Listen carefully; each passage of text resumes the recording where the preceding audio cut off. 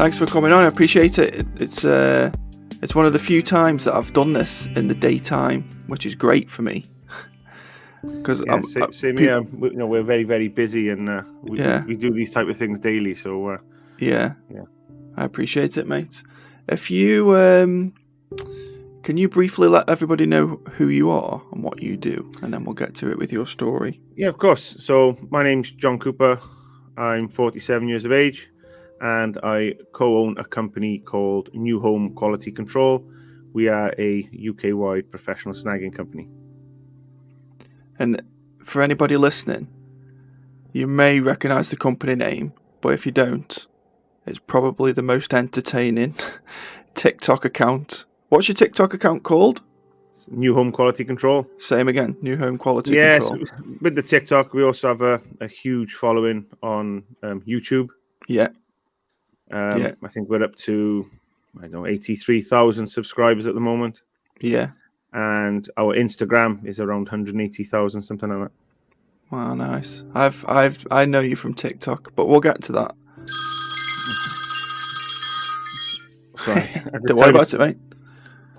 Sam, right. I'm on the podcast. Yeah, right now, yeah. Because we've just paused it.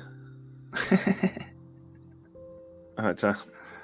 Don't worry about it, mate. It's fine. That's right. Okay, so that's your office, is it? Is that where you spend most of your time? Most of my time, yeah. So this side, I have my business partner. Okay. He's not in today. He's gone to watch his daughter play football. My business partner's there. Behind me then is an admin team. And over that way, again, is like a technical person. Right. But we have, through that door, there's another office where we have a team of people in there. Right. How many people? So there's 3 people in there. We've got 3 people in here. And we've got 12 inspectors. Not bad. I'll ask you about that in a minute. So, we'll get to that. We'll get to the company and everything. But if you could tell me a little bit about yourself. So, you're based. Where are you based? What? So we're based in Swansea in South Wales. Okay. I live in West Wales, which is around 50 minutes from my office. I'm a carpenter by trade. I was a carpenter when I left school at the age of 16. And I just went on the country chasing money, as carpenters do at a young age. I then quickly moved myself into site supervisor roles for different companies. My wife along with me, who I met in Manchester, where I was at the time. We've had 2 children since then. And so I quickly moved into supervisor roles on sites for relevant carpentry companies, which then obviously led me into contracts manager roles. I was a contracts manager for around 10 years, I think.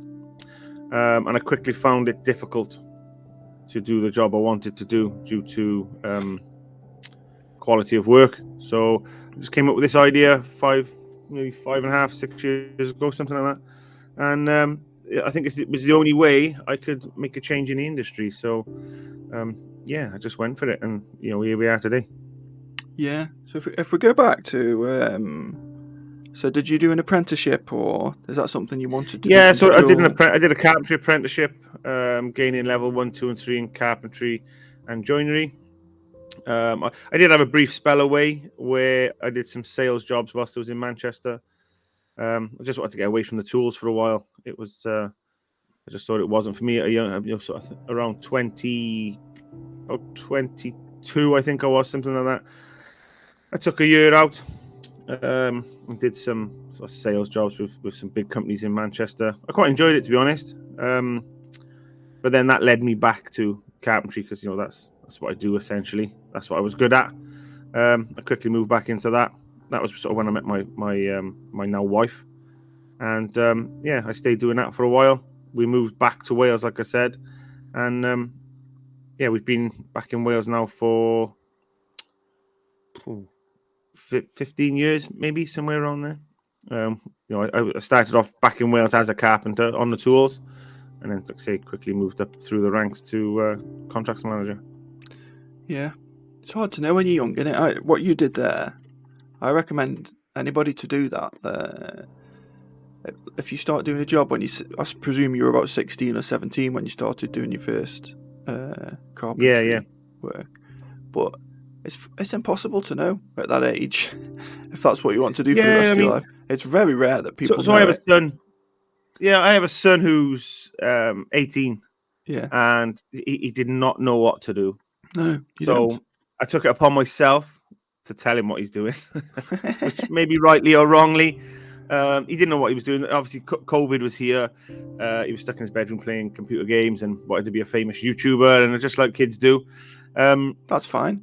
Yeah, it was good. He was never going to make no money, but He might. You never know. It was what. Yeah, maybe he would have now. It was what he wanted to do. So I let that run for a while, and then I put him into a carpentry job. A friend of mine owns a huge fire door installation company in Barry in South Wales, and I got him a job there, where he stayed for just over a year, I think it was, whilst he was waiting for an apprenticeship. So he's now an apprentice carpenter for a company that I was a contracts manager for when I was a carpenter. So he's been doing that now he's coming to his first year completion. He's been his second year. He's got to do 3 years before he's fully qualified. So, he doesn't. I'm not sure he wants to do it. However, I have told him that get the qualification behind you. Once you've got it, you can do what you want. You can move on, do other jobs, do what you want, but you've always got something to fall back on. Just like I did when I was a kid. You always got that to fall back on. You're always going to need carpenters. Yeah. Do you know what? At that age, it's impossible. It's very rare that somebody knows. What I was going to say, you did it yourself, and I've done it. Actually, in your 20s, I think probably from your story, you're in your 20s. You went and did something else, just to see. I presume. Yeah, I feel like I had to. Yeah. And my boy's the same, because I have a joke and say to him, when he comes home from work, that's not bad. You just got 50 years and 360 days left, as a carpenter in the trade, and you'll be able to retire. He's like, I'm not doing that forever. And I said, look, that's my point. That was my point with you. Get your apprenticeship done. Go and do something else for 5 years. Do whatever you want, but you will always have that to fall back on. And it's just what I did. I fell back into carpentry. I quickly realized I wanted to move up the ranks, did that. And whilst doing that, I realized I had an opportunity to own my own business, and a pretty successful business, if I'm honest. Yeah. And UK-wide business, UK-wide companies. And look what happened to me, and I'm hoping that would be the same for him. I did offer him a job here. I had a contract written up for him. But as 18-year-old kids did, just looked at it, laughed. Yeah, and I'm not working for my dad. You're mad. I'm out here. So that was the end of that conversation very quickly. Yeah, something will happen for him, but it'll be different, and you won't be able to predict what it is. It's rare to be able to know what your path's going to be. Yeah, it's he doesn't know, and if you could say to him, look, what job would you like to do today? Just tell me any job you want to do. I'll go and get you the job. Don't know. So he hasn't got no direction with that way. So I had to act fast. And I thought to myself, he has to do something at this age. He can't get to the age of 22, 23, where he may have missed the opportunity for an apprenticeship and then find himself going down a different road. If he wants to take that different road when he is 23, that's fine. Yeah. However, he will have something behind him. When he gets to 25, 26, he wants to come back into it. And you never know, while he's doing it, he might actually fall in love with an aspect of it or something, or he might completely hate it. I don't know. But at least, you're right. He's earning money. He's learning the fundamentals of actually doing a job, meeting people, talking, learning skills. So I agree with you. Yeah, I mean, I can see a change in him, from day one to where he is today, or where he was this morning when I saw him. He's definitely changed. I think he just gets on with it. He's very sort of strong-minded anyway. His life evolves around the gym, which he goes every day, and work pretty much, and obviously his partner, his girlfriend. So I'm happy with the way things are with him, and I'm hoping that he does see the light, if you like, and when he actually becomes qualified and he starts to earn some real good money, it might be a route that he sticks to. And ultimately, I try and teach both of my children that working hard gets you the rewards, and I'm hoping that he sees how hard I work and what I do in 7 days a week, and the success that I could have and the family has because of it. I hope he sees that himself, and I hope he can put a bit of that into his future. So what the point I was getting to is, I think it's a good idea to do something. And I know a lot of young kids want to go to university or college or whatever, but a lot of the time they go to university and college not knowing if they really want to do what they're doing or not. Do you know what I mean? The course that they're doing. Yeah. And I had this conversation with somebody on the previous podcast. I did a survey when I went to university at a much later age, and I did a survey for the university for one of the jobs that I was doing part-time there, and the percentage of young adults that leave university and do the job that they actually studied in is minuscule. It's a tiny percentage. You know what? It's funny you should say that, because me and my wife were in Cardiff city centre on Saturday, I think it was. We went shopping. And we went through, on the way home, we went through the student area, if you like, where all the students are and they live. And I said to her, I said, look at all these students that we can see now. Probably they're all here because they think it's the in thing to do is go to uni. And they're just doing something just to get themselves to uni. A majority of these people are not going to be what they set out to be in uni. You know, a lot of them will be doing degrees in whatever it might be. And, you know, there's probably no job at the end of that either. It's just to get yourself to uni because they feel that's the route they need to take. You know, it's not always the correct route in my eyes. You know, I didn't go to uni. I went to a local college, and, you know. No, there's nothing wrong with it, and it's good because they're going to learn and they're learning new things and mingling with people. But I think you're right, and this is from my personal experience. A lot of the time, it's kind of pointless. And they're getting themselves into a shitload of debt or costing somebody a lot of money, probably the parents, and then going to do a course that, unfortunately, the vast majority of the time is fucking meaningless. Because they don't get there's a lot of that out there, you know.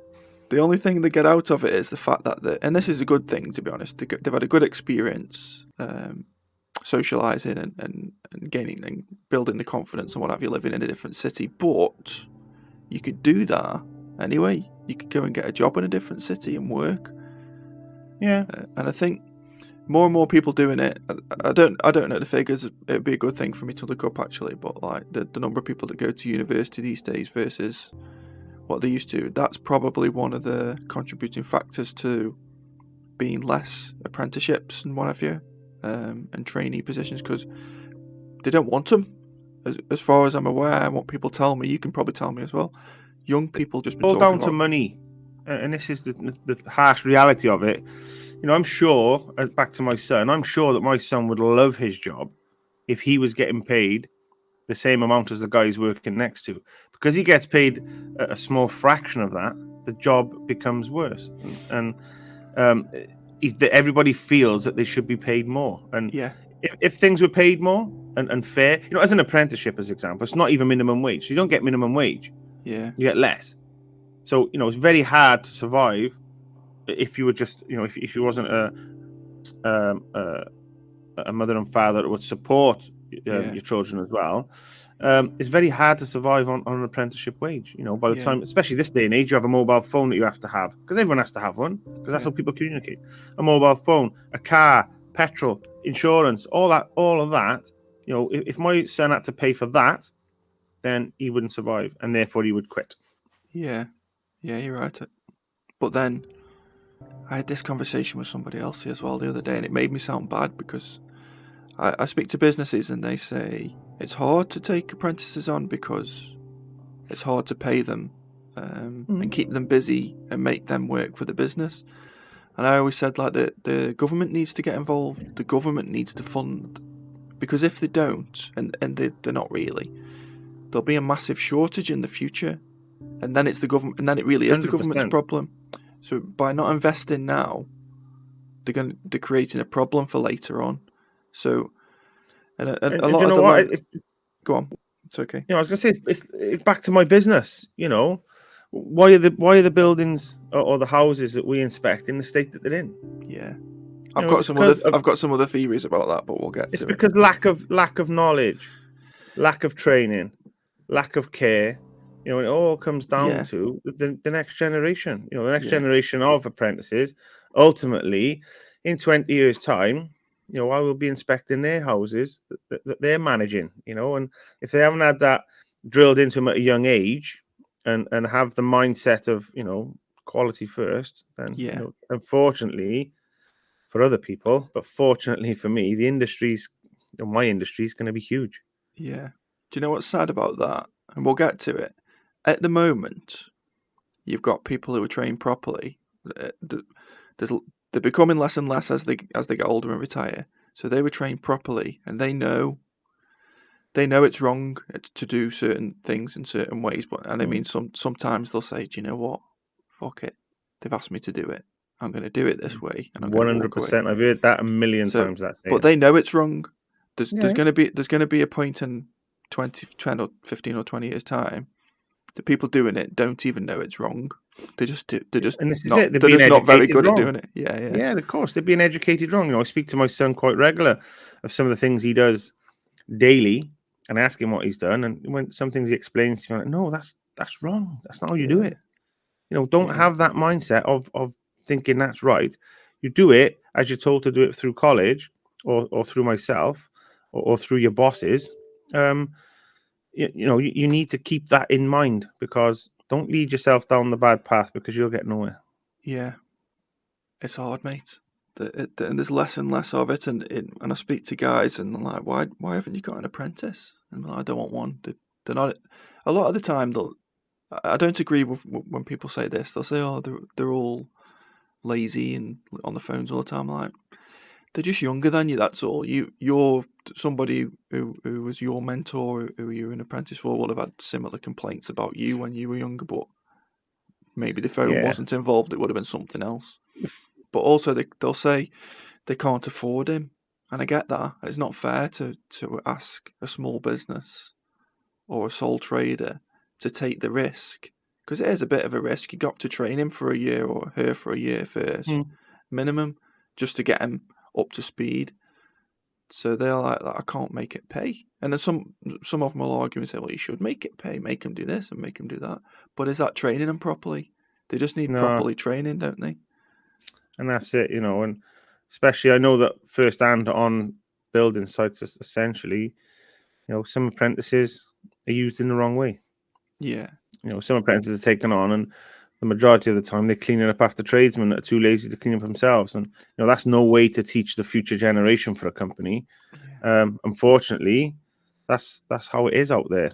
You know, unless you're a strong person as an apprentice, and you can stand up and say, listen, I'm not doing that. I'm here to learn. I want to do this, and this. I don't want to be sweeping up all the time. Yeah, I think there's definitely an aspect to doing the simple things, because everybody. I was an apprentice myself. You have to eat shit as it is, but yeah, you shouldn't be doing it all the time. You need training. Yeah, everyone's got to do it. I understand that, but there's only so much you can do in it. Yeah, and we'll get to it. We'll get to why I think all that's happening. But if you tell me, so you did your apprenticeship in Wales. Mm-hmm. How did you end up in Manchester? What was the crack there? Just followed work. Yeah. I think it was a friend of mine moved up there, and you know, had great deals of work, and I just went up. I think I was going up and staying weekly, something like that. And you know, the money was a lot more than it was in Wales. I was a single person, and loved money, as everybody does, I'm assuming. And I just thought, you know what, I'm going to go up there and I'll stay there. And I got myself a little flat, and I just carried on going. And I worked my socks off, to be fair. Met my wife and sort of changed my route then. What kind of things were you doing in Manchester? So I was working on building sites, you know. So I was doing the first fixed carpentry aspect of it, joists, roofs, and things like that. And then I start my niche. Well, not niche. What I like to do is a second fix, which is, you know, doors, skirtings, arches, everything internally, where the finishing's involved. So I can step back, look at it, and think to myself, do you know what? I've done a good job there. Yeah. Roofs and things like that is not my cup of tea, to be honest. What It's kind not of something I like. Yeah, sorry, what kind of company are we talking about here? Is this new builds or? Yeah, new builds. Yeah, so Oh, I really? was self-employed I was a self-employed carpenter, and working for big developers at the time. So Yeah. we have the likes of Taylor Wimpey's and Persimmons and things like that nowadays. So I'm you got to know unsure. them. It was that long ago. I couldn't even tell you one of the developers I was working for, but yeah, I enjoyed it. I was young, I enjoyed it, I enjoyed the money, I enjoyed the lifestyle at Manchester, which was a lot better than where I was from. Yeah, I was enjoying myself. And that's where you started to see how new build A properties decline is what I saw. operate. Yeah. Yeah, sort of decline. Back in them days, every tradesman would work for the next tradesman. So if I was doing like that door, putting a door in, doing the architraves on there, I would make sure that it was perfect, ready for the painter to paint. Yeah. So I would work to make sure my work was correct for the next tradesman. Yeah. I saw a massive decline in that nowadays. Them days are gone. Them days are gone. I've got No a one theory cares about for the that. So I've spoken to, obviously I'm speaking to loads and loads of traders, and I always say, why do you all moan about each other? Like, and it's not one particular trade that does it. Like, No, they're all the same. Tyler moans about the plasterer moans about the guy that was before him, Chippy, and they'll say, oh, and it might be true a lot of the time that you didn't put the wall straight, or you didn't plaster the walls properly, or the tiler's left it all fucked up for the mastic man, and there's no worse one than the other, but they all seem. I was saying to the guy, it's getting dangerous, because it's getting to the point now where, and I know it's only joking sometimes, and that's fine, but I think it's getting to the point now where sometimes that particular trade genuinely thinks he's the best trade. Yeah, and I think that's what it is. Everybody thinks they're better than the next man. Yeah, and but like you said, go on. I was going to say, just like you said, when the tiler is moaning about the plasterboard and the plasterboard is moaning about the carpenter, they're quite within their rights to moan. Yeah. Because it's wrong. There's never once you go somewhere and go, oh, this is the plaster's rubbish. Yeah. And it's perfect. Yeah. The person saying the plaster's rubbish, it's because it's rubbish. Yeah. It's because it is a fact. It's rubbish. and I just think that's down to lack of management, isn't it? Yeah, that's exactly. Yeah, the management comes down to figures. That's what it comes down to. So it's project management, but it depends on new builds project management. But this is what I was saying to the guy. If you don't really work on new builds, but you work on obviously other houses, rather than moaning, obviously sometimes it's just going to be someone who doesn't give a shit and they're useless and they're actually just not very good at what they do. But if you speak to the guy, and this probably was a different mentality back in the day, if you speak to the guy that came before you and say to him, listen mate, do you know when you do XYZ it makes it a nightmare for me? And he might actually be alright, and he might be sound, and he might not know that he's actually fucked up. He might just not know because no one's told him, because the training was poor. And then the next time he won't leave it like that, either for you or the next guy or whatever. Or you might actually get to know him, and you can start working together where you can say he knows exactly how you need it to be left, and then you can become more efficient together, make more money together. But I think it's creeping in now where people are just moaning too much about each other, and the reason I bring it up, I don't like it when trades moan about each other, because I much prefer they speak to each other and work together. But obviously, you're right. Sometimes they're just shit and they need moaning. Yeah. What you do, and I've seen sometimes people kind of have a go at you for doing it, and I completely disagree with them, because you're one of the few people who I completely agree with when you really, really dig into what a trade's done, because it's fucking it's criminal, some of the stuff that you find, and it needs calling out, and it should be called out, because that's someone's new house that they paid a lot of fucking money for.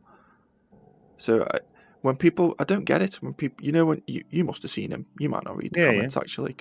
People will comment on your videos sometimes and say, why are you doing it? Like, yeah, I don't know, call you names for like calling people out, and I'm like, hang on. Yeah, but do you know who they are? They're tradesmen. Yeah. They're site managers. They're project managers. Yeah. They just don't like being called out. You know, the people that don't call us out are the new home buyers. Yeah. The people who deserve to have the product that they paid for. Or tradesmen who care. Yeah, there's a few of them out there, to be fair. Yeah. So moving from Manchester, what did you come back to Wales to start this particular business that you're doing now? No. So at Manchester, the time, yeah, at the time we'd had me and she was my partner at the time, not my wife, but me and my partner had our first child, which was 18 years ago.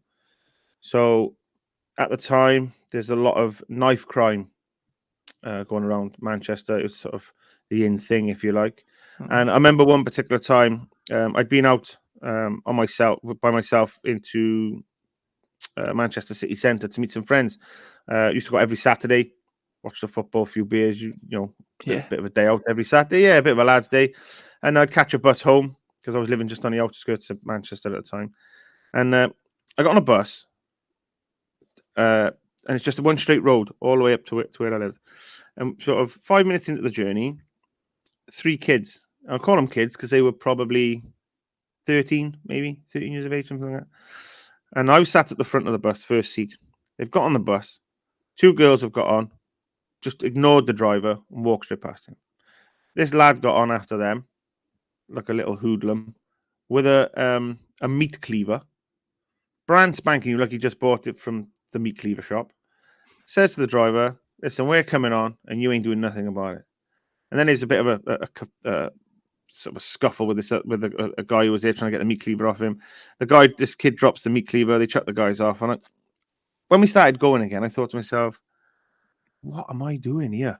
What am I doing? Yeah. I can be carpentry happens all around the UK. I don't need to be here, especially with my son who's going to be growing up into this lifestyle. So we decided to come down and see my mother, who was living in West Wales at the time. And we stayed for a few days and then decided, this is for us. More relaxed, calm. My wife at the time was a pediatric nurse in one of the big hospitals in Manchester. So we made the decision that, she would leave her job and she would now become a full-time mum for my son. And we'd look at getting a place down West Wales. And I rallied round and got some friends to help and family members. And, we up sticks and we came down to West Wales and, we've never left. It's the best thing I've ever done. Yeah.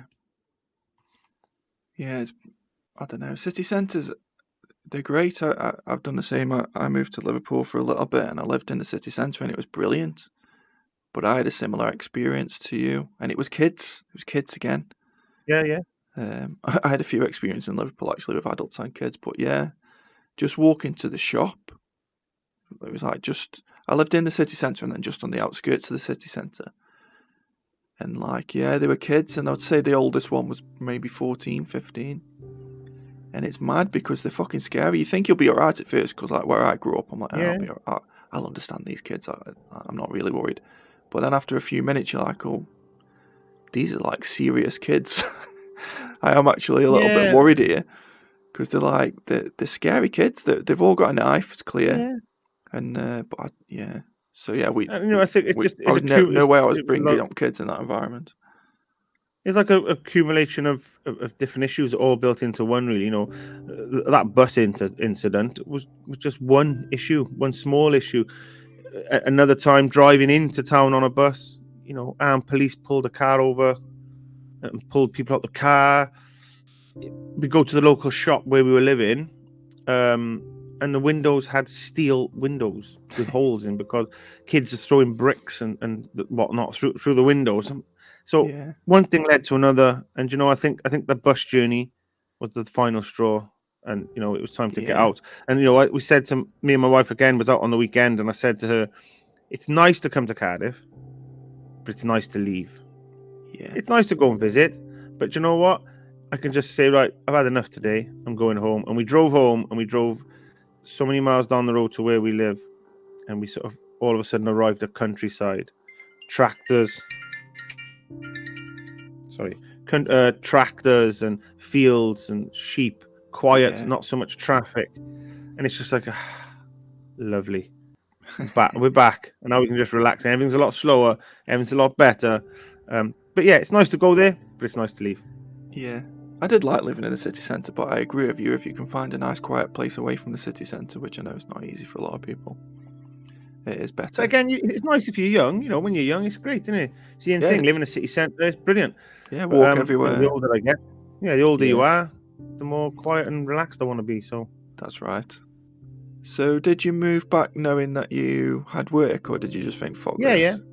Yeah. So obviously, listen, carpentry work them days is easy to come by. Right. You can get a job quite easily as a carpenter. I could ring up now and get 4 or 5 jobs as a carpenter. It's on site work, mind, self-employed site work. So yeah, came back this way. I worked.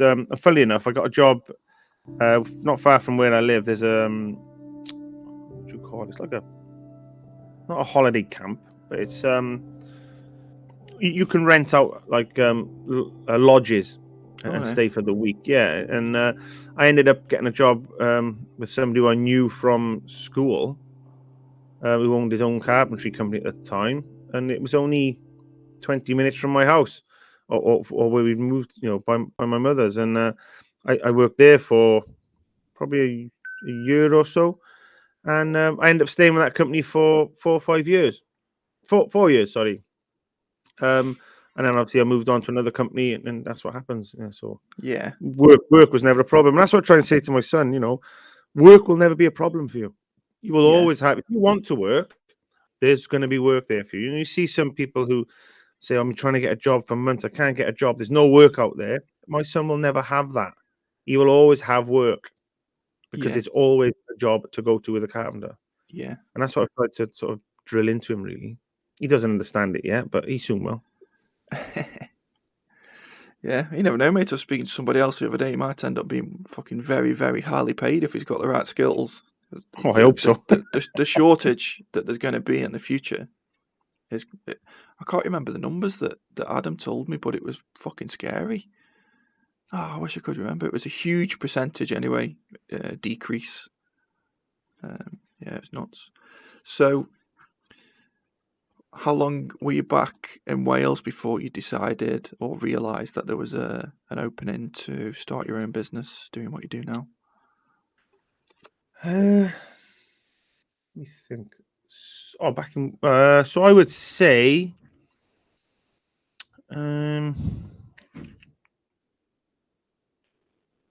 so I was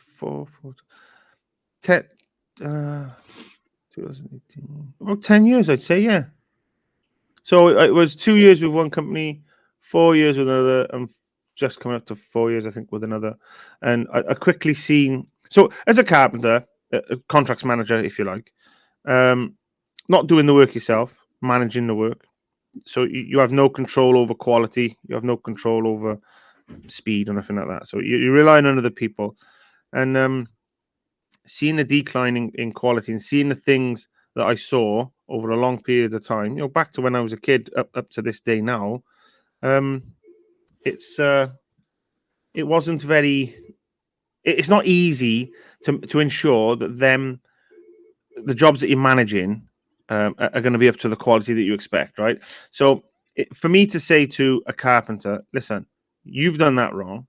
You better sort that out, because I'm not accepting that. As a self-employed carpenter or any self-employed trade, more often than not, they go, well, I'm going then. And then you leave yourself in a position where, as example, you have 4 houses to complete, and now you have no tradespeople. So you don't, as a manager, there's certain things I would have to leave, I would have to overlook.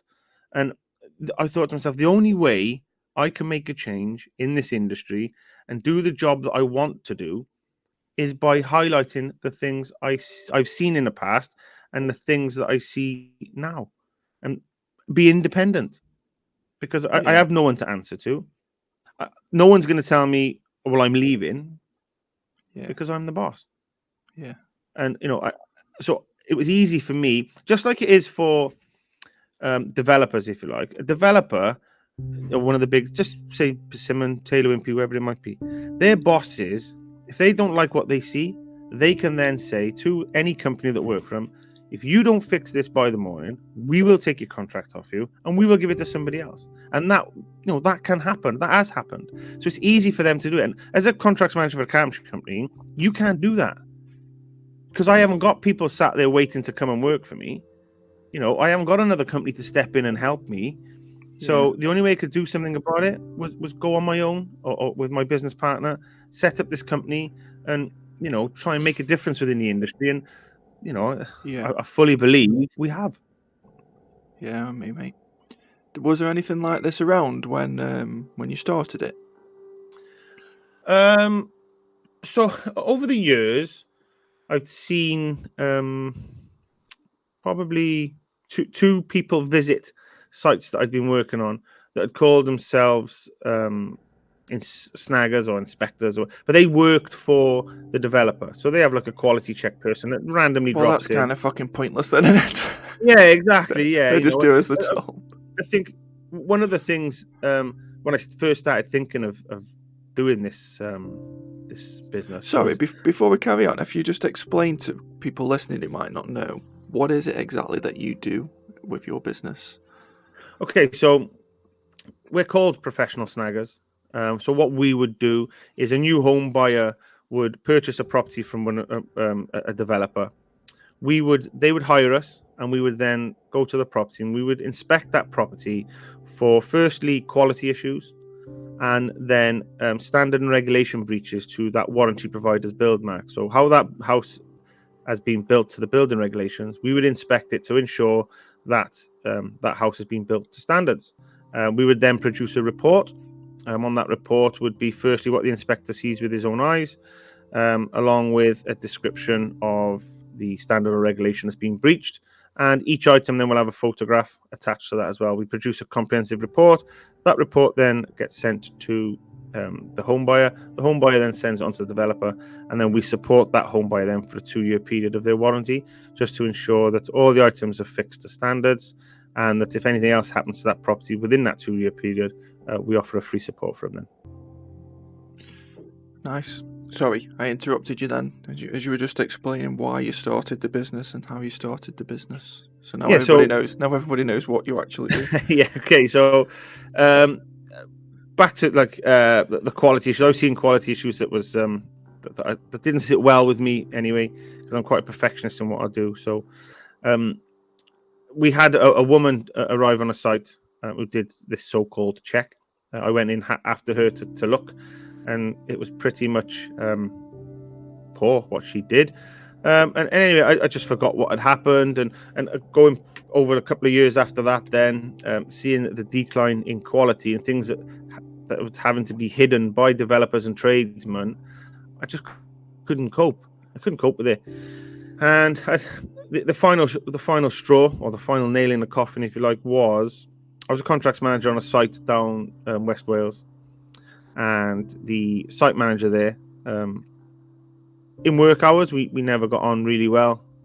He was quite a lazy person, never left his office, loved to send an email, rightly or wrongly. He wasn't great at his job. But after work, go for a pint, laugh and a joke, great guy, 8 o'clock, dickhead. So that was the situation we had. Yeah, I mean, that was the situation we were in. And one day, he'd asked me to hide something from a home buyer who was moving into a property, I think within 48 hours. And he asked me to hide something on the exterior of the property. And I said no. And he's like, listen, you do it. I said, look, I don't want to do it.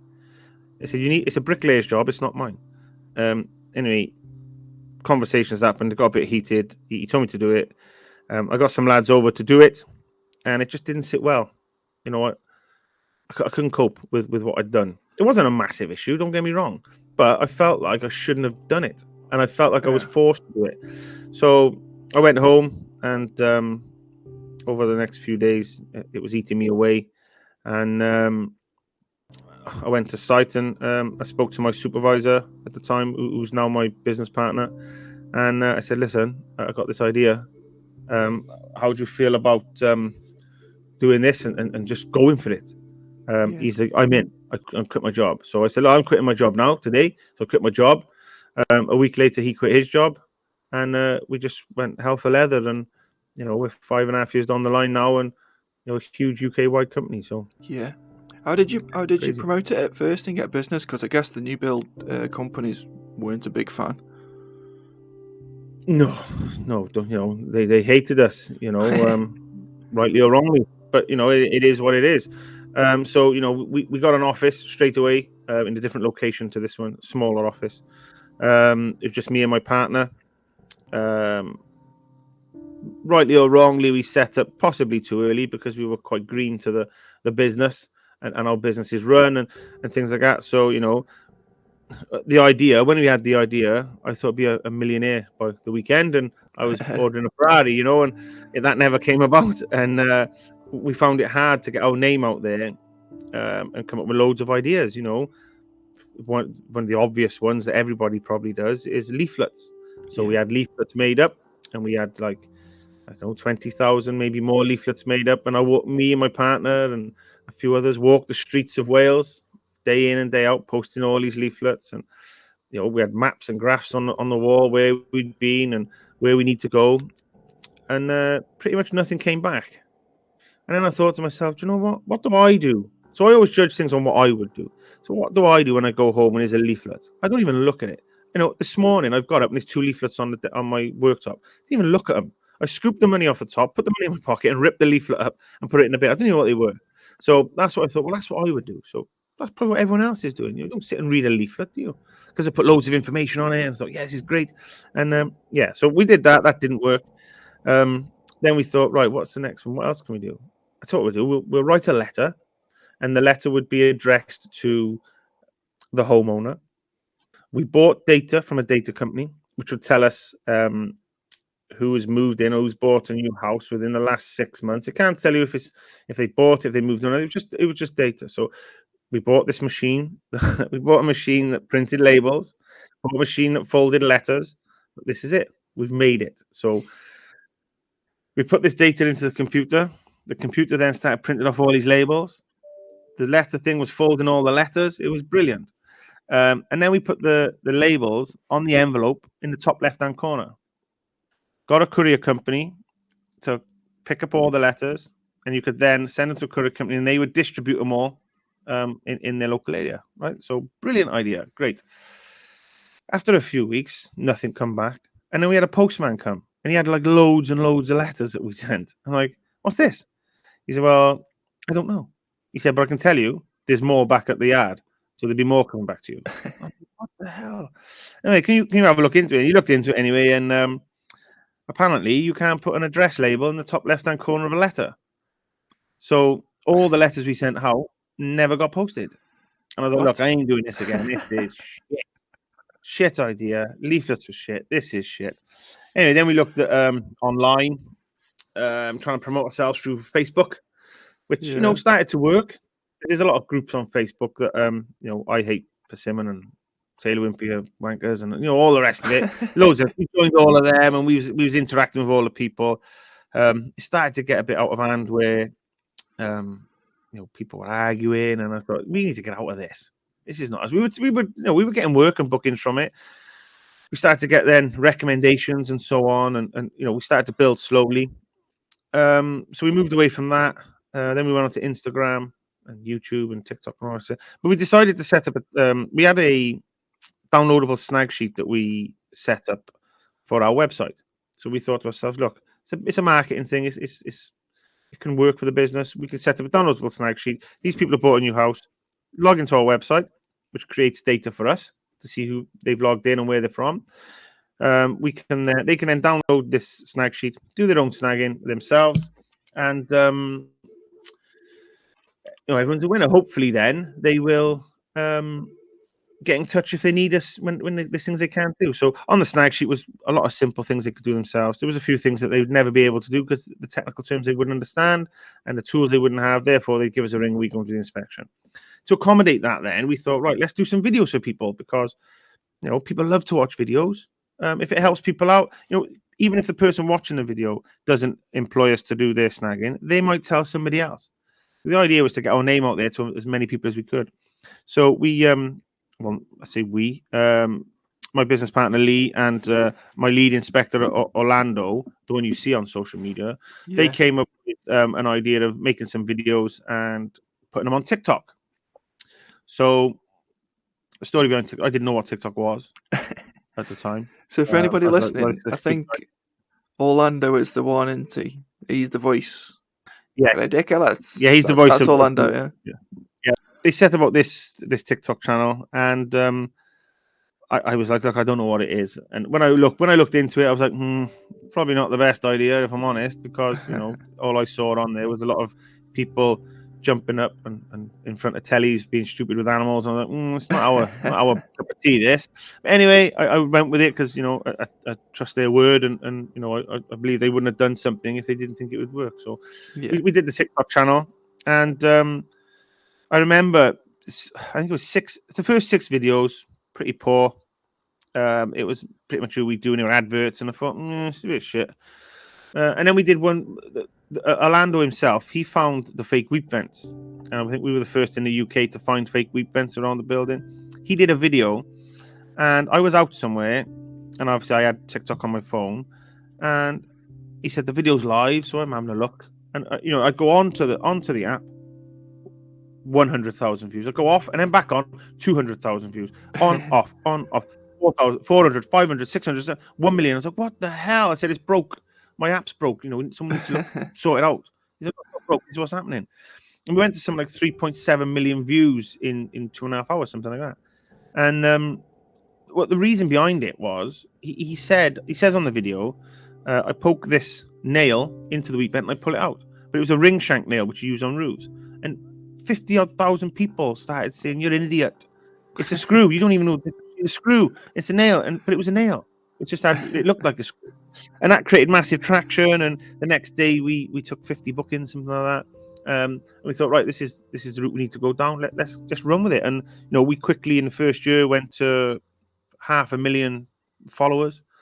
And off the back of the TikTok, things like this podcast. I've done lots of podcasts, been on the TV, every newspaper you can think of, every magazine you can think of. We've done a lot of things because of the TikTok channel. We moved then to Instagram and YouTube, and it's definitely revolutionized what we did, 100%. Yeah, the TikTok to me is the most important thing that anybody can do. I was speaking to somebody the other day, and they were talking about like an industry magazine, and I was like, why would you pay however much it's going to be for an industry magazine? Nobody's even going to look at it. They'll tell you that they print X number of thousand copies, but nobody's going to read it. Very small percentage. No, you could go. You could go on TikTok. Even with no following, you'll get more people to look at your video than looks at that fucking magazine that wants to charge you however many £1,000 for an advert. Do you know what we quickly realised, though? What we quickly realised is that the majority, 90% of new home buyers are young couples. Yeah. We realise this, right? So you look at the figures and stats over a year, 2 years, whatever it is, the majority are young couples, first-time buyers and so on. So we quickly realised that, what are we doing? What do young couples do when they're not buying a house? They're on TikTok, they're on Instagram, they're on Facebook, they're on Twitter, they're on all these platforms. Yeah. So we realised that by putting videos out, we're putting our video out in front of the target audience. Letters and leaflets is not the target audience. Putting these videos out on social media quickly started to hit the target audience that we require, and lots of it. Yeah. And the business has gone bonkers since then. Just a few cat noises there so you don't get startled by this interruption. This podcast is independent. I was speaking to a listener the other day, and they said it was really interesting to hear how this podcast is made. So just to explain to anybody who's interested, a lot of the interviews are remote, so there's a lot of organising and chasing and setting up times for busy people to be available. But then there's also making sure people have microphones that are decent, and so the quality of the podcast is good. Then we pay for software that allows us to record each voice independently, which can then be edited afterwards. 2 different locations, 2 different sets of noises, 2 different levels. So we need those voices to be separate files. We also pay for software to actually edit the podcast itself. We have to pay for a distributor to store and distribute the podcast for us. And the goal at the moment is to get the podcast to pay for itself. It actually costs money to run at the moment, which is fine because I really enjoy doing it. But it'd be really great if we could get the podcast to pay for itself. With that in mind, a Patreon has been set up. And what a Patreon is, it allows people to pay for something if they want to. Now, you don't have to pay. It's free to listen to. But if you feel like you enjoy the podcast and you will buy me a pint or the guest a pint, then it's possible to do so if you go to patreon.com/don't touch the cat. We appreciate anybody that subscribes, but as mentioned, you really don't have to. It is free. It allows us to carry on doing this and making the podcast better and better. And if we can get the podcast to pay for itself, it's less stressful for me to make. And I can start spending a bit more time on editing. So we record the podcast with the guest, with the microphone that we have to send to them. So we need good equipment. We actually need better equipment than we've got at the moment, but we persevere with what we have for now until the podcast can start making enough money to pay for decent equipment. And hopefully one day, which would be amazing, an actual studio.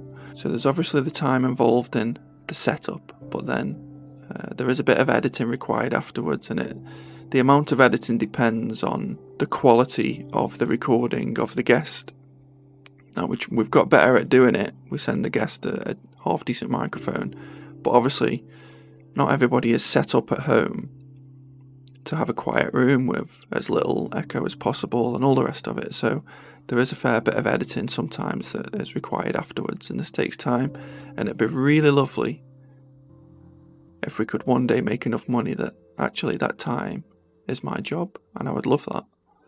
So any Patreons are very, very appreciated. Patreon.com/don't touch the cat.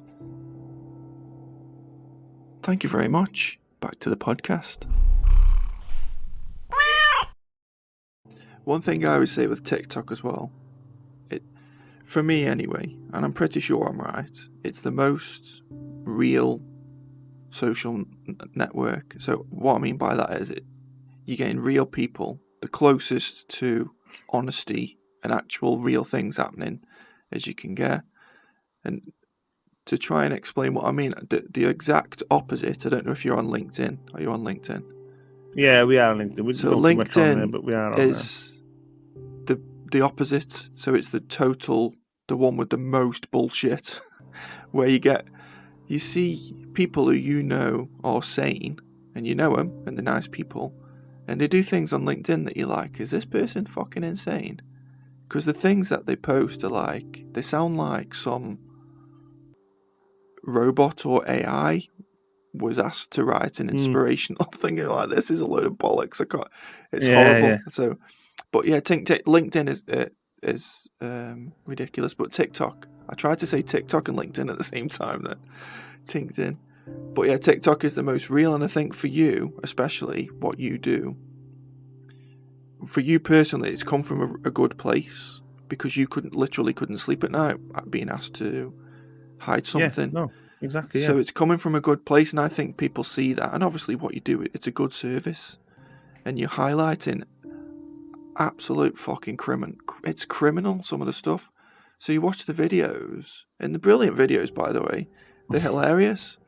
But I was like, I think I said this to you the other day, when I'm watching the video and it's funny, it's really funny. You've put one out today, it's fucking hilarious.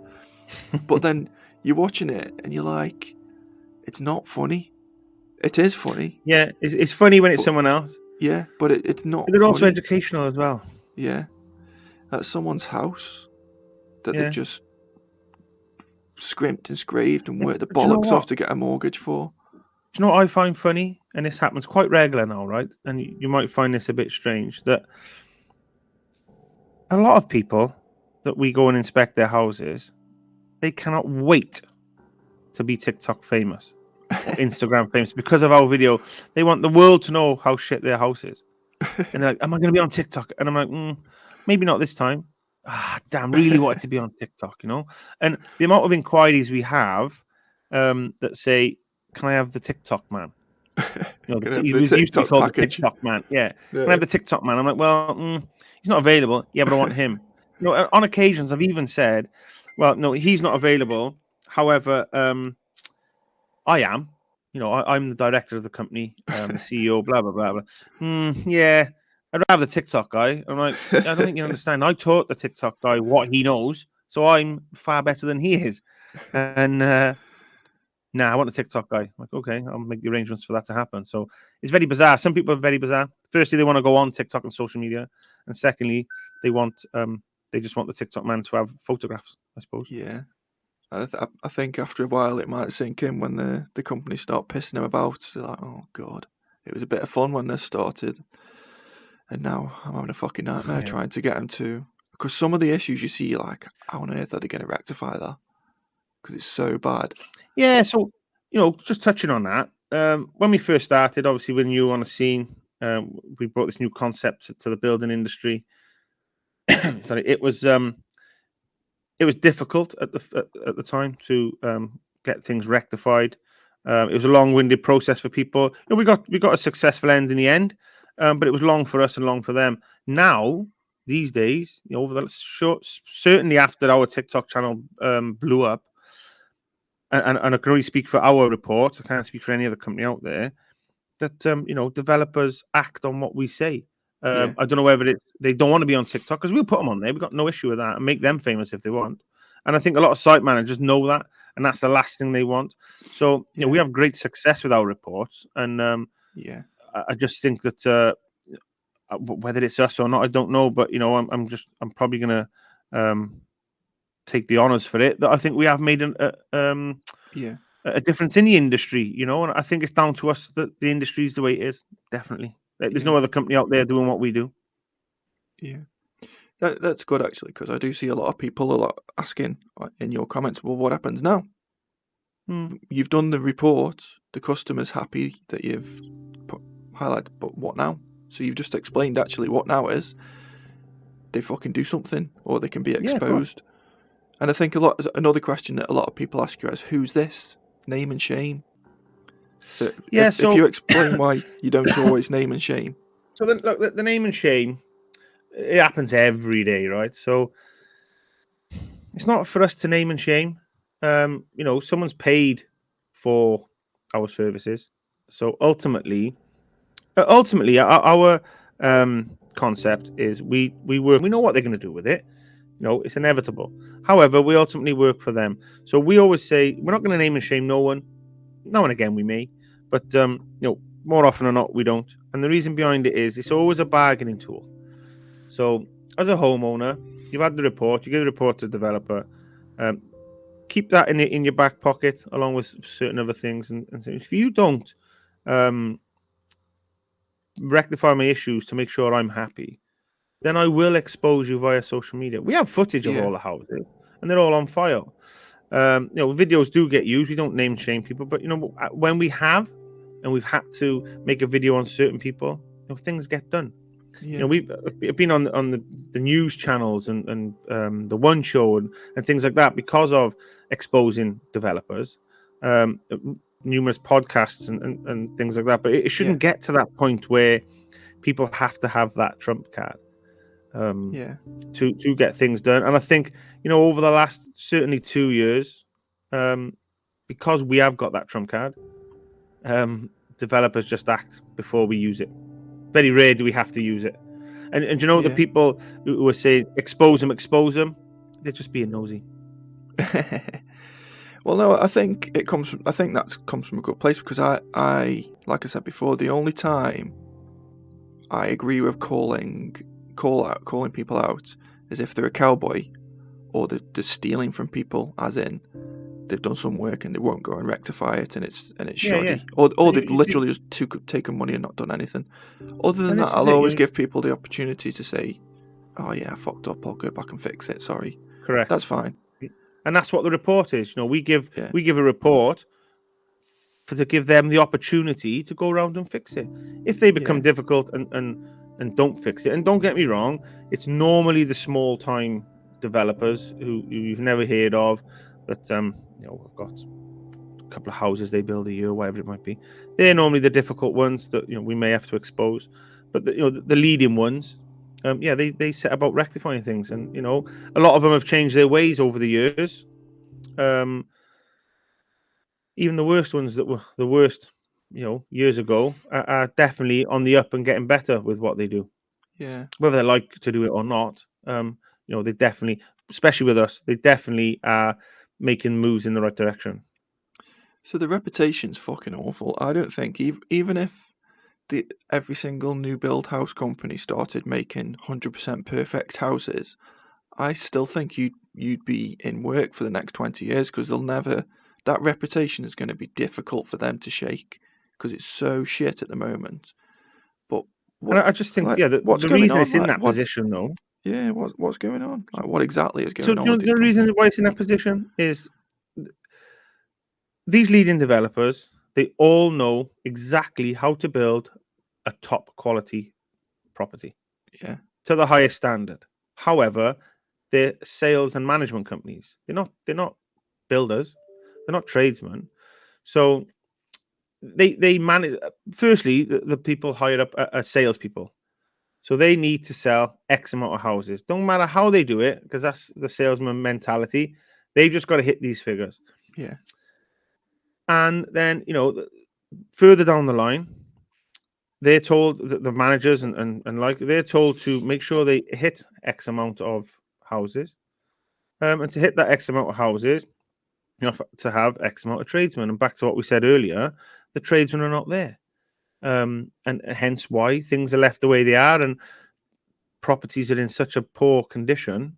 I just don't see it ever changing unless the industry slows down slightly, better tradesmen are taught better at a young age, proper training programs are put in place, and ultimately, and people may say I'm biased with this, I fully believe an independent professional snagging company should be involved in the build. Not having your own snagging team that work for a developer, not having your contracts manager who's still target driven, because I'm not target driven. I don't care whether it's right or wrong. If it's wrong, it's wrong. If it's right, it's right. And that's what independent snagging companies, why they should be allowed in part of the build to highlight these issues at an early stage to move forward. And ultimately, at the end of the project, when that house is ready to be handed over to the customer, it's in 95% better state than it is right now. Don't get me wrong, there's always going to be snags. In everything in life, there's always a snag. Nothing's ever perfect because it's built by humans, right? However, it could be improved. Yeah. And if companies start to look at improving things and putting the right procedures in place, and the right procedure can only be independent snaggers. It can only be that. Yeah. Then I'm sure the industry will be in a far better place. Yeah, snags, of course, there'll be snags, of course. I mean, the best fucking tradesmen in the country get snags. They just do. It's just the way it is. But the thing that gets me is, like, it's criminal. And I honestly, it's fucking criminal. Fake, like you were saying before, fake weepholes, fake expansion. So that's the difference, isn't it? There's a like, difference between a snag. Yeah. There's a difference between a snag and just out and out shit work. So a snag should not even be shit work. It's the door doesn't latch because the door doesn't latch because there's been a bit of movement within the building. Yeah. That's a snag. Yeah. A hole smashed in a wall behind a radiator because you haven't put the pipe guide on. That's not a snag. That's just a tradesman being an ass. He can't be bothered to do the job he's paid for. So that's the difference between a snag and shit workmanship. With independent snagging company being involved within the build, you will eliminate that shit workmanship and just be left with snags.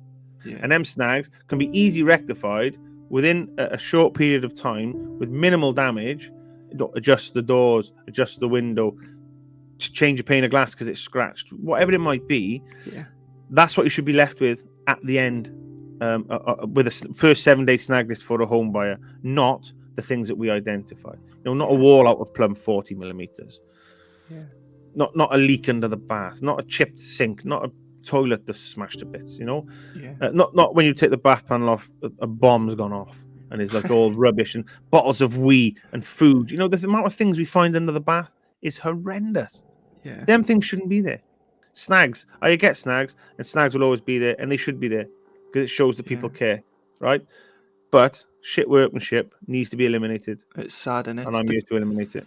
There's a bit, I think, obviously, there's a bit of pride missing from everything that you've just explained there. Like, why I speak to tradesmen all the time, young, old, and they all know what they're doing generally. I mean, obviously, some of them are cowboys, but generally, they underestimate themselves because they've got more experience and more skills than they even realise a lot of the time. But that's like what everything you've explained there, just even a mess, not even broken things. The pride is missing. And I think especially on new builds, where I've got a theory, and this might be bullshit, this is just my theory. Because of the money involved and the PLC type business culture, corporate culture that's involved, it's leaching down. Because I've worked in those environments, and in those environments, in your office, you might work in the commercial department, and Dave, who is your mate, but at work he works in the sales department. You can say to your boss, look, I've recognised this thing, and it's going to cause an issue further down the line for sales. He'll say, don't worry about that. That's not your problem. That's them. And I'd be like, well, and I've got myself in so many arguments and debates with senior management, similar to yourself, didn't want to do something that you knew was bad. Because that's the corporate way of doing things. As long as their bit looks okay, and as long as their graph looks okay, and they can bullshit their boss in Friday's meeting.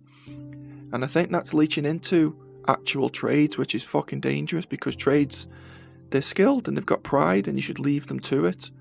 But what's leaching into it is the saying, like Martin, the mastic man who I spoke to, when he goes to jobs, they've said, can you just cover it up? And they've said to the flooring guy, and it's not the flooring guy who's shit. The flooring guy's probably fucking skilled, but they've said to him, fuck it, don't worry about it, not your problem, we'll cover it up.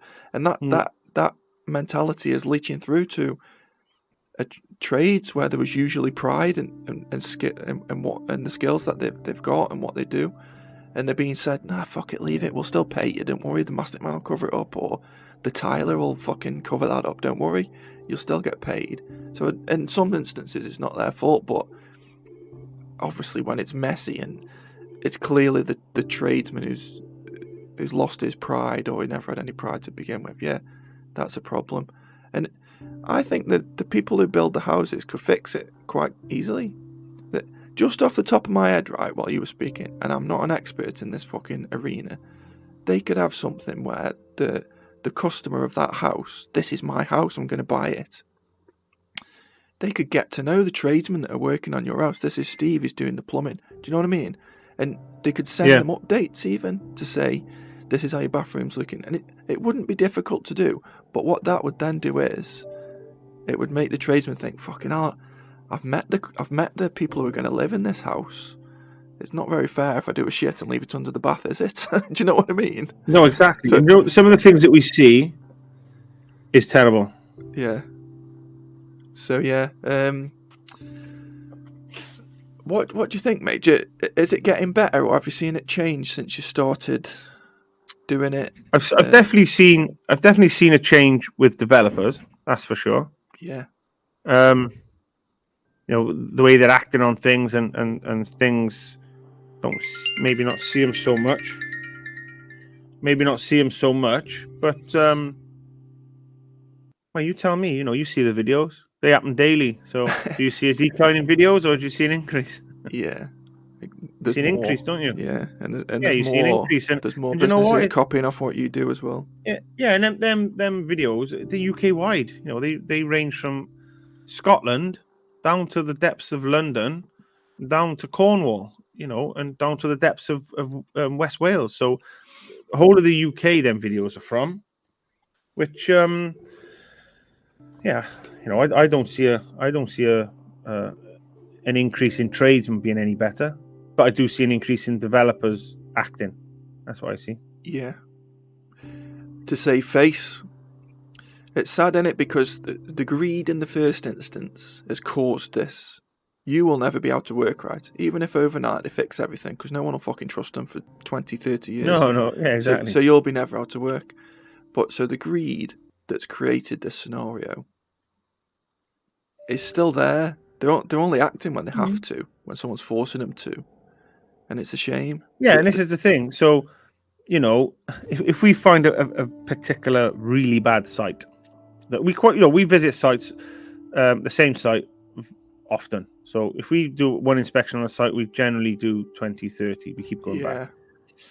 So, house number 1, 2, and 3 we may have inspected, and they're horrific. 4, 5, and 6 we haven't. 7, 8, and 9 we have, and they're horrific. Site manager and site teams will rectify 1, 2, 3, 7, 8, and 9. 4, 5, 6, they just think we got away with them. Yeah, that's this is what I fully believe that everybody needs this service. Yeah, whether it's this company or another company, everybody needs this service when buying a new build, because it's a small price to pay to have your house inspected, for someone to tell you, who's professional, who knows what they're doing and what they're talking about, to tell you if your house is a great house or your house is a poor house. Either way, it's a win-win situation for someone who wants this service. Yeah, that's really poor, isn't it? They know that you've been around, and they know they've highlighted. They know that they've sold houses to people. They should be saying, it's fucking. Oh, you've done 1, 2, and 3. You've done 7, 8, and 9. We will pay you for 4, 5, and 6 because we want to know what's wrong with them as well, because we want to fix out a developer at the time. Yeah. No. And that's why I believe everybody should have this service. It's a must. Yeah. The companies do not give a shit, and it's it's not like it's not a coincidence that they've got this. I won't even name names, but it's not a coincidence they've got this really bad reputation for being arseholes as a company. And I'm not talking about the people that work for the company. I'm sure that they're just doing their job, and they might be nice people. They do what they're told. But the company itself, which is faceless, it's just a chunk of fucking money that needs to grow. Yeah. They don't give a shit. I was speaking to a guy the other day. One of the house developers, I'll fucking name him. It was Persimmon near him. They've caved a drain in where they're building, like purposely dug it up, and probably thought to themselves, hope it doesn't fucking rain, because they've dug up a big fucking drain, and it rained very heavily. And this guy lives just down the bottom of the hill that they're working on, and it flooded his house. He's never had a flood before in his house. Yeah. Flooded his house very, very badly. And he took pictures and whatever, it was clear, and he went and found what the culprit was. The water board know what the culprit was. He spoke to the site manager, he knows what the culprit was. But this is like a month ago now, they had this problem. And he still hasn't managed to get anybody to speak to him properly. Do you know what I mean? He's had like unofficial conversations or off the record comments, but no email, no letter. Yeah. And I'm like, mate, if they were a good company, they're a multi-million-pound company, they would have realised there was a flood, because they would have known, because their site was fucking flooded as well. Yeah. Knocked on every neighbour's door to say, we're in the area. Okay. We understand there was a flood. Have you had any problems? But no. Yeah. The way that they have to deal with it, because that's the way their companies are set up, they have to ignore you. They have to pretend it didn't happen. And the only time they'll do something about it is when legally somebody fucking makes them. And in the meantime, you're having a nervous breakdown. And that's the same attitude with what you're saying. They know that there's some problems or snagging with those houses, and in some instances they're not even snags, they're fucking criminal. What they've been doing is criminal, hiding things and doing fake things, fake expansion joints, hidden dangerous brickwork and all that. They know it's there, and they won't deal with it until they're forced to. It's what you're saying there, it's the same as anything in any walk of life, isn't it? So people won't act until there's a disaster. Look at that issue you've mentioned there. That drain, they knew that there's going to be issues with that drain if they don't cover it over and don't fix it there and then. They knew it was going to happen. They didn't do nothing until there was a flood, and now they're going to try and act.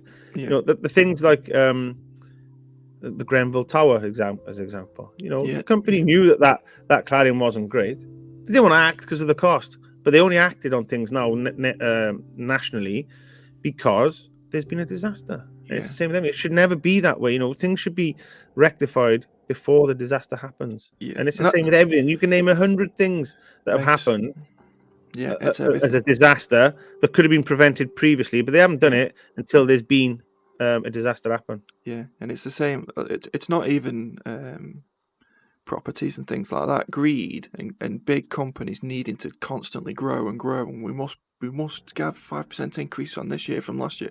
We need more money, and those are the things that are causing all these problems. Because can you imagine, right? And I don't know much about Grenfell, but I'll make something up.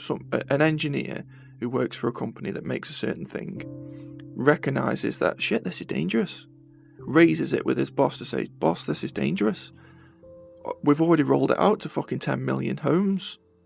I'll just bury that. Or he might raise it to, and it might find its way to the CEO or the board, and it just gets buried because shit, that's going to cost 100 million quid to rectify. Yeah, look at Jimmy Savile. This is a prime example. Yeah. And same thing. All greed, mate. And let's not talk about Jimmy Savile.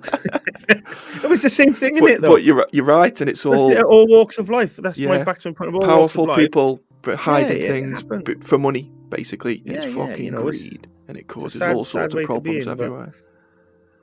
So you obviously grew pretty quickly. Other people to employ and obviously cover the whole nation.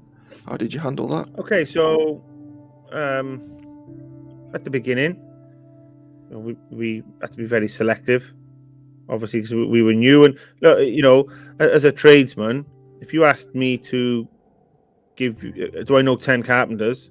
I'd be like, yeah, I'll go on my phone, I'll give you 10 carpenters' numbers. If you ask me at the beginning for 10 snaggers, I'd be like, I don't know any. There is none. We are the snaggers. There is no others in the country. It's just us. So at the time, it was very difficult. We had to do a lot of learning ourselves, me and Lee, and create what we've created, and set out some type of training scheme for the people we decided to take on. We took on people that we know. So we knew Orlando previous to working for this company. We knew him as a carpenter. So we took him on and we worked together with him to try and give him the knowledge that he's got today, and give him the knowledge then for him to go and teach other people. So we have been very fortunate, if I'm honest, with us being sort of one of the original companies, if not the original in this field, that people have come to us rather than us go looking for them. So on a daily basis, we have people asking, how do I become a snagger for a start? And if we got any vacancies. So we were quite fortunate with the people we've employed, because they come with some good qualifications and good background. Some of them are surveyors, some of them are accredited by certain departments. So I believe we've got one of, if not the best team in the country to be out snagging properties. Definitely. So it's quite easy. It's quite easy for us, really. And you know what? We put when we were looking for a snagger, I think it was back last year, we put a post out on TikTok. And we had millions of people come back to us. So we have a database now that I could take over the world with, never mind take over regions. So that post on TikTok went crazy, and we had to take the post down because we didn't have the emails were coming ding ding ding ding. We couldn't stop them, and it was interfering with our daily emails that we needed to answer. So we had to stop the post. But thinks because they've been a plumber or a bricklayer or a carpenter for the last 20 years, they can easily walk into a snagging industry, which unfortunately is not the case. There's a lot of there's a lot of accreditations that you need. There's a lot of knowledge that you need away from your trade. You need to know all the regulations, all the standards, not just for the field that you've been working in for the last 20 years, but all other trades. So we have a vast knowledge now of everything. Whereas, a carpenter could come to us tomorrow, think he's the best snagger in the world, but unfortunately, he's going to be very poor. So the people we take on, we're very particular with. We know quite quickly within speaking to them and maybe giving them a trial day if they're fit for the job, and if we can work with them and maybe train them quicker. So yeah, I fully believe that we've got a great team, and people come to us. Before it was hard, but now it's easy. Yeah, I often see people asking, actually, and I get this a little bit because of what I do away from the podcast. Tradesmen and tradeswomen, they're always a little bit suspicious if you were never in that trade. You're like, not everybody who works in the industry does that trade. Like, I have to try and explain to people, it's like, you're probably actually not even the biggest percentage of people in the industry. There's a lot of people who do a lot of things, but they're always suspicious of you. They're like, really? You've never been a tiler, so what the fuck do you know then if you've never been? Like, all right. Yeah. But yeah, I've seen people ask you, I've seen people say to you, oh, what are your credentials then? What makes you able to do this? But actually, you've just explained, you fucking train people how to do this now. You're inventing this industry. So it's like, you started doing it and you're probably still learning new things. Now, I think you said earlier, you're finding learn things daily. Yeah. Of course you learn daily. Yeah, you're finding things that have never been But found it's before. a lot of, with it being social media, there's a lot of busybodies. There's a lot of busybodies on there that want to put you down and be keyboard warriors, and if it's a genuine question, I'll give you a genuine answer. But I haven't got time to be answering every comment that people just want to cause an argument with me or with one of my team. Yeah, we've got the credentials, we've got what we need in place and more, and that's a fact. Yeah. Do some research online, see who we are, see what we do. I mean, you'll see that we're the best out there. We're number one for a reason. We haven't just made it up. Yeah. People have put us number one, not me. People and companies have made us number one. So we're there for a reason. Yeah, and you make the best videos. Yeah, of course. Yeah, there's a lot of people out there trying. I'll give it, they're trying, but they'll never. To be honest, though, I think obviously they're very entertaining videos, but a lot of the reason that they're good is because there's a lot of good information in there. They're very educational, even though they're fucking hilarious as well. And they're raw, aren't they? You need to know what you're on about to make that video. Yeah, because he's quickly saying, here's a problem, this is how I fixed it, here's a problem, that's how they fix it. All within a minute. He's explained a lot of things very quickly and made it funny as well. So yeah, that's good.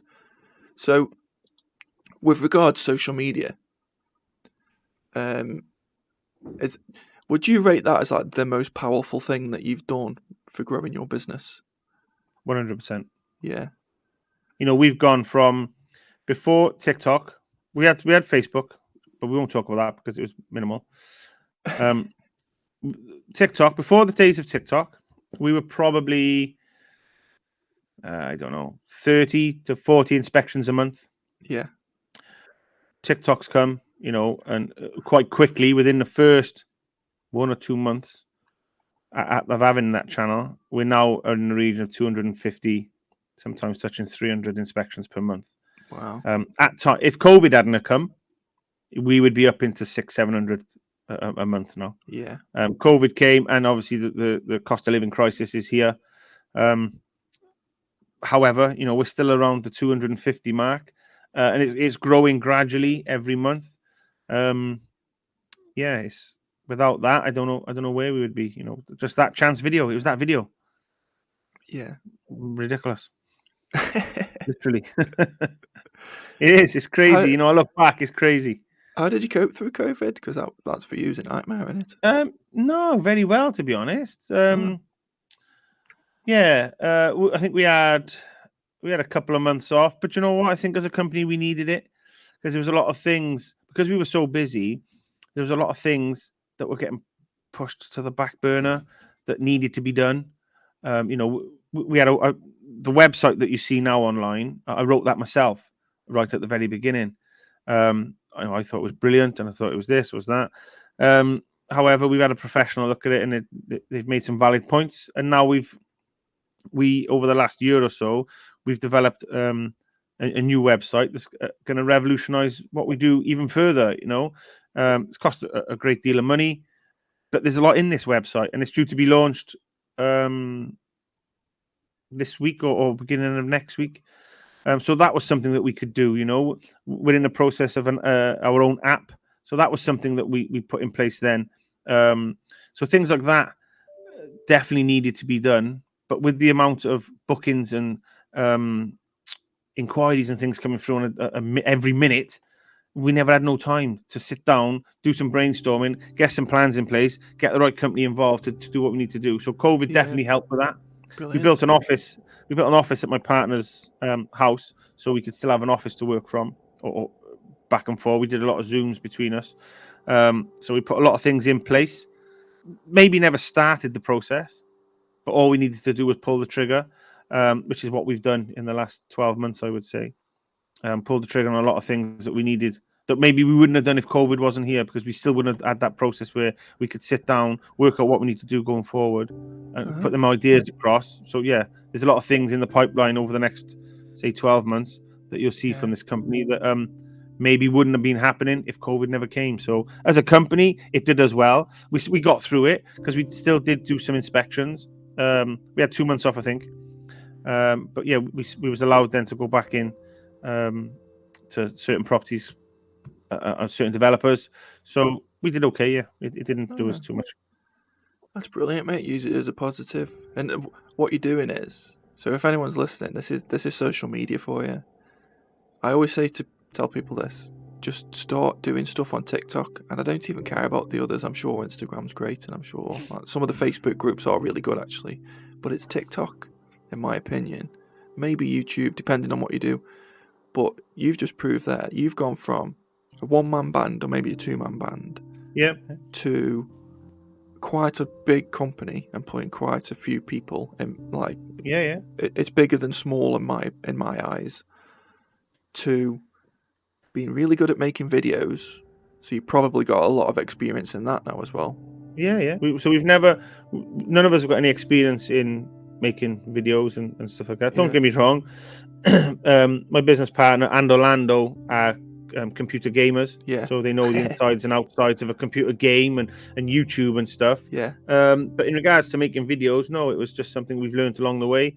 And if you go back to the beginning of TikTok to TikTok now, the videos are far better. We've learned a lot along the way in regards to times and lengths of videos and things like that. So yeah, it's self-learned, really. Yeah, that's why I always say to just start doing it, and you'll either realize that you like talking to camera, which I don't like doing, but some people do, or maybe you'll realize that you're good at editing and you like doing the editing side of things, and some people like doing both, and it doesn't take long to get really, really good at it if you're into it. It takes one video. Yeah, well, one video to go viral, and you're set. Yeah, that's all happened to us. And look at you now. You're moving on to new website, an app, and things like that. And it's amazing, really, what it can do. If you'd have said to me at the beginning of this business, you'll have, forget the other channels, I didn't know about them, but I've always known about YouTube. If you said to me, you're going to have 100,000 subscribers on YouTube, you're going to win an award, I'd be like, shut up, will you? Don't talk wet. You ain't going to win no award. I ain't going to be on YouTube. That's a fact. But you know what? It's happening. We're going to be on 100,000 subscribers pretty soon. And we'll win an award for that. If you'd have told me that we've won an innovation award for the last 2 years, if you'd have told me that at the beginning, I'd be like, nah. Why would I? It's amazing. Why would anybody want to choose me for an award? I'm just looking. I'm just going to TikTok now to see. I'm sure you've got way more than 100,000 on TikTok. I'm sure you have. No, on TikTok, you got 650,000. YouTube is 100,000. Wow. So 600,000 followers on TikTok. Yeah. Millions and millions and millions of views per video. Oh, some of the videos have gone wild. Yeah. It's amazing. But you deserve quite regular. We hit 1 million views. Yeah, they're very good. You deserve it. And that's It's just the norm. That's what I say to people. That, and you won't get to millions, obviously, but even a couple of thousand, even like my kids wanted me to do them a TikTok rap, but I wouldn't let them. I was like, right, the only way I'm going to let you is if I control it and I control what videos you upload on there. So they wanted to upload like opening Pokemon packs and things, Pokemon cards. Yeah, that's what my boy used to do. Yeah. So all right, you can do it, but I'm like the fucking 8 and 5. I'm not letting them loose on TikTok. I was like, I'll take the video and I'll upload it and I'll show you the likes and whatever. And even then, they got like 12 followers. They never look or interact with anybody else, but they're getting hundreds and hundreds of views when you put a video up. And if you think about it, if you're a business, if you can get a couple of thousand views, you try and get your business in front of 2,000 people in any other walk of life. It's not going to happen. It's a lot of people. You only need that one person. Yeah. That one person that watches that video. You know, he could be the next It could be Richard Branson. Yeah, could be John Cooper. You know, I always say that. I always say that to my inspectors. You know, you never know who you're going to see on that day. You're never going to know who they are. So you know, you treat everybody the same. Treat them with respect and do the job you're paid to do, because that's what we're here to do. And you just never know. I'm a big believer of you never know. You know, years ago, years and years ago when I was younger. I was doing door-to-door sales, and I knocked on a door, and this gentleman came to the door, and I started doing what I was doing, I can't remember what I was selling, any old crap it was, anyway, like some pizza leaflets or something. And he came to the door, and he said, "Look, I like what you do." I was like, "Okay." He said, "How about working for me?" And I was like, "Well, what do you do?" He said, "Well, do you know the wheelie bin?" I'm like, "Yeah." The green wheelie bins? He designed them. Oh. He was the maker of the wheelie bin. And that's what I'm saying. You know, but he didn't. He wanted a posh house. He lived in a terraced house in the middle of a terraced street. He never expected this guy to open the door and go, "Yeah, the wheelie bin's my design. I've designed that. I've sold it to whoever makes the wheelie bins." And he showed me all the relevant things to say, you know, it's his design and everything. So I say, I'm a big believer. You never know who you're going to meet. You know. Yeah, I love that as well. I love maybe one day. Yeah, people being humble. And I think people forget what humble actually means, because I see sometimes people say they win an award, and I never understood this. Tell me what you think of this, right? So when someone wins an award, I'm going off on a tangent, but fuck it. And they say, "I'm humbled to win an award," and I'm like, that doesn't make any sense. Like, do you know where I'm going from? I'm just thinking. You're not humble because you've entered. Well, also you're being praised and you're the best and you've won. So how is that a humbling experience? Being humbled? Yeah. The guy who's lost has been humbled to being fucking hell. I thought I was the best, and I'm actually not. You know, I probably think differently. I'm like, I deserve to win them all. Yeah, that's me. Yeah, thanks very much. Where's the next one? But I'm not humble. Well, I think maybe they're looking for a different word, aren't they, when they say that? Like, I'm honoured or whatever. Anyway, that's just something. I was looking at it the other day. I was thinking humbled for winning. Whatever. Anyway, whatever. But yeah, people who are successful being humble, I love that. Or just, and I try and say this to my kids as well, and it's hard with 8 and 5-year-olds. Just be nice all the time. Whoever it is, 100%. Whoever it is, even if they're not nice, just be fucking nice to them. Number one, because it's better for your own mental health that way. You're not moaning and complaining. I don't like that person. They would do me. But it's better for you. Like you've just said, you never know. If you're nice That's all true, the time, when someone else is talking about you, they're like, "Oh, remember John? Yeah. He's dead sound, John. He does anything for you, works his bollocks off. Well, blah blah blah." And that gets through to people eventually, especially if you're younger.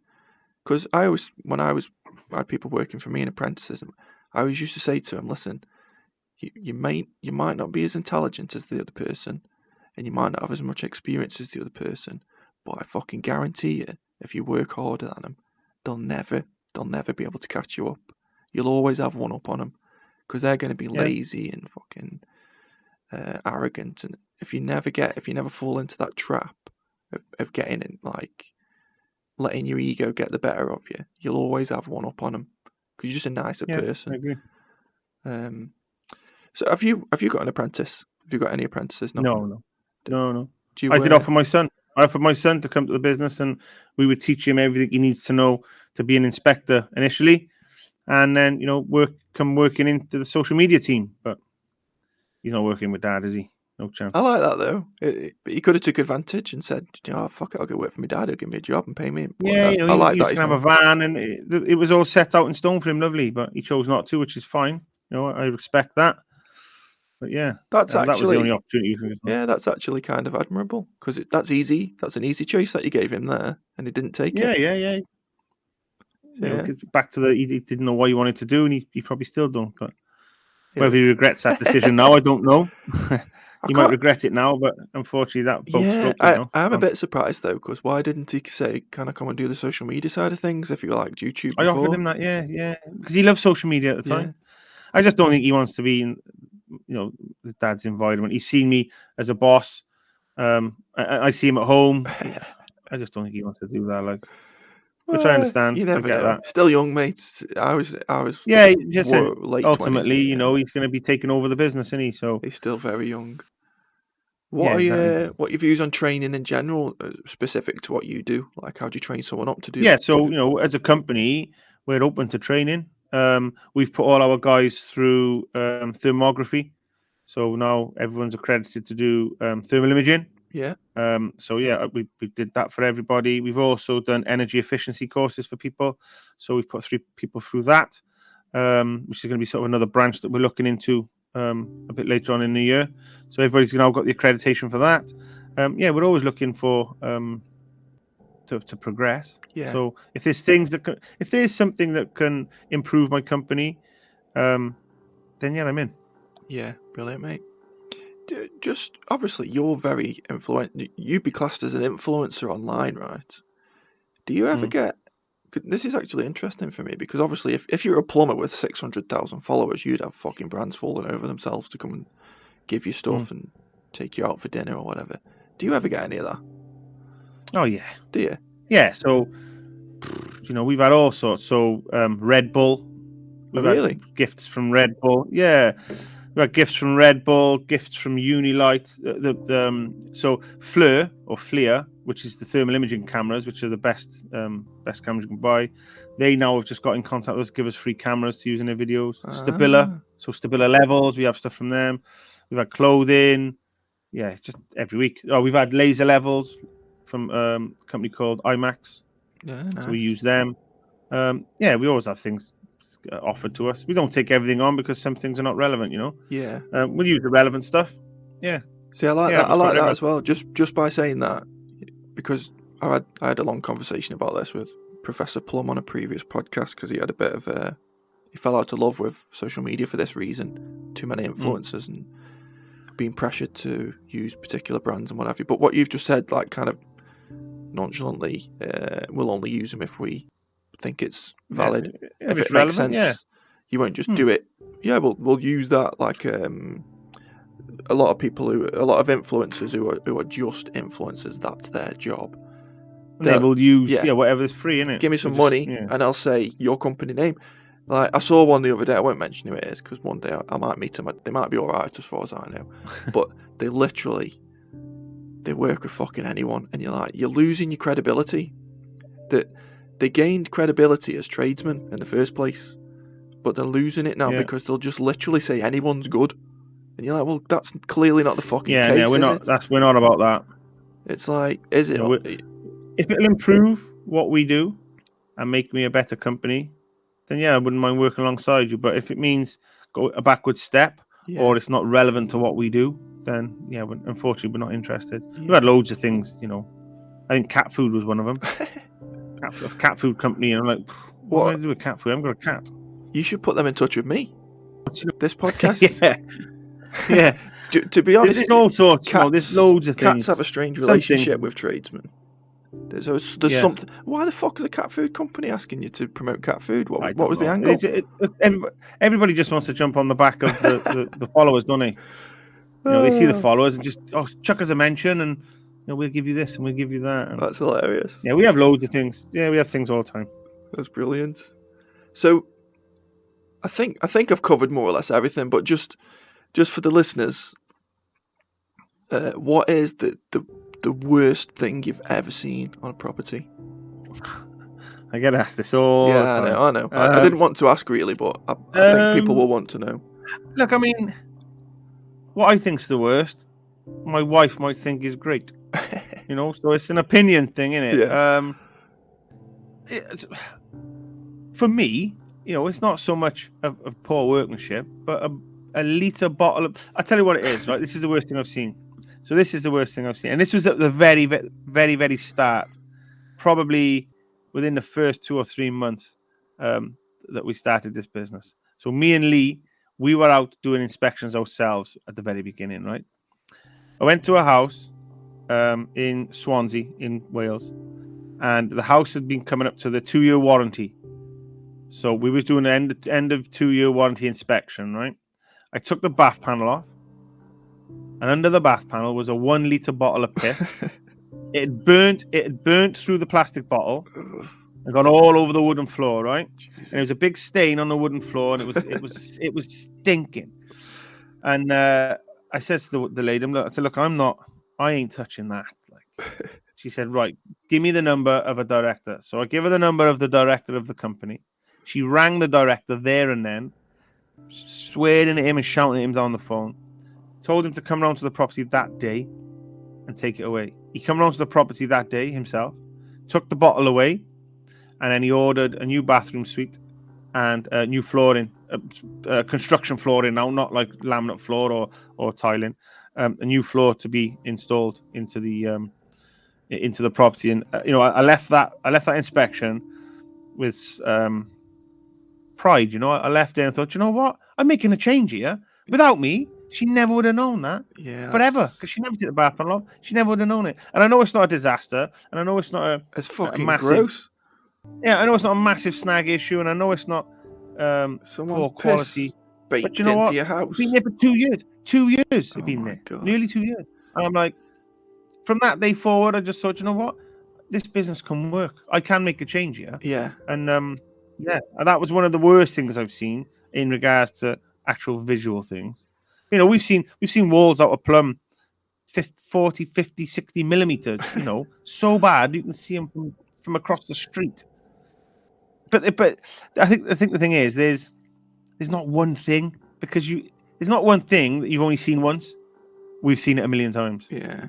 So to highlight something that's the worst thing I've seen, it's a difficult one. Other than that bottle of piss, because I've never seen that again. I've seen piss in a bottle, but I've never seen it melt the plastic bottle and go all over the floor. Yeah. So yeah, we see these things every day, but that I haven't seen it since. I hope never to see it again. To be honest, it's disgusting. Wow.